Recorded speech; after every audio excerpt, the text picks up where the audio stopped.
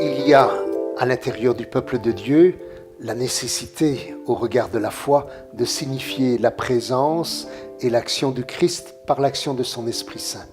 Et du Christ en sa figure de pasteur, le vrai berger par excellence qui conduit son peuple. Et je crois que c'est là le ministère sacerdotal de l'évêque et des prêtres, d'être au milieu de leurs frères et sœurs, ceux qui accompagnent les baptisés dans l'édification de l'Église, par leur paternité spirituelle, c'est-à-dire engendrer à la foi, par leur service de la communion, c'est-à-dire promouvoir, et c'est vrai que ce n'est pas toujours facile, mais promouvoir la communion entre les croyants, comme témoignage de leur unité, et enfin, le ministère de l'évêque et des prêtres, qui est non seulement au service de l'unité, mais de la mission, c'est-à-dire éveiller sans cesse, en quelque sorte, l'inquiétude de l'universel, pour que nous ne restions pas repliés sur nous-mêmes, renfermés sur nos intérêts ou notre petite communauté, mais sans cesse ouverts à autrui. Donc l'Église n'a pas de but en elle-même, mais elle est sans cesse portée, tirée vers l'extérieur, là où Dieu agit. Son royaume survient et le ministère de l'évêque et des prêtres, en quelque sorte, accompagne cette dynamique. Bien sûr,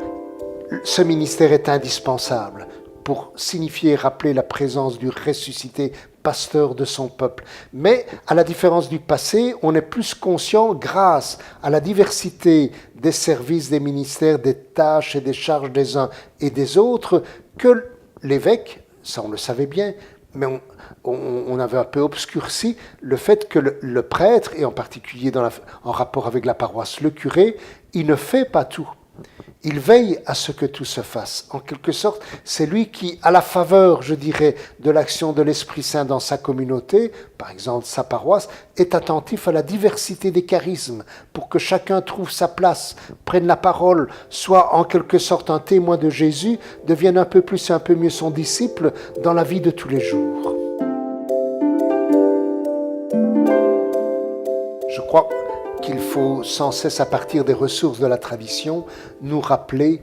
que l'Église a toujours eu des prêtres. Et elle a eu des prêtres parce qu'elle a appelé des êtres humains, des hommes, à ce ministère-là. Donc je crois que tôt ou tard, il y a toujours à reconnaître cette nécessité d'un ministère pour lequel l'Église se doit d'appeler au ministère. Il y aura, nous pouvons le croire, en tout cas l'espérer, il y aura toujours dans les communautés chrétiennes, dans le monde d'aujourd'hui, même dans l'ultramodernité et l'évolution de nos sociétés, des hommes qui seront pris par la passion de l'Évangile, qui se laisseront toucher par la présence du Christ dans leur vie pour répondre à un appel à servir comme pasteur. Mais s'il y en avait un peu moins que ce qu'il faudrait, je ne doute pas que l'Église, comme elle l'a fait les premiers siècles, appelle des hommes, même si ils ne sont pas eux-mêmes disposés à aller dans ce sens-là. Mais en quelque sorte, nécessité fait loi. Et pour les besoins de l'édification de l'Église et de l'annonce de l'Évangile, l'Église se doit d'appeler à ce ministère pastoral.